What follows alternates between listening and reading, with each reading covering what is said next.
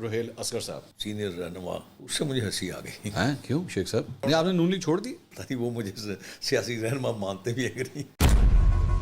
آپ نے یہ بھی تڑی لگا دی تھی کہ اگر آپ مجھے ٹکٹ نہیں دیں گے تو میں آزاد حیثیت میں الیکشن لڑوں گا. یہ کہا تھا یہ محمد زبیر کا ایکسس جنرل باجوہ کے ساتھ تھا. چھوڑیں جی, جناب باجوہ صاحب کا میرے ہر ایک کے ساتھ ہے. انہوں نے کہا تھا کہ آپ لوگ ماروثی سیاست جان کیوں نہیں چھڑا دیتے. یہ باجوہ صاحب نے کہا آپ کو؟ یہ باجوہ صاحب نے کہا.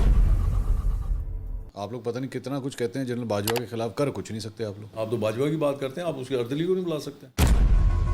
آپ عمران خان صاحب کے طرز سیاست پہ اختلاف کر سکتے ہیں, لیکن وہی سٹائل آج بک رہا ہے. قسم سے معصوم ہے.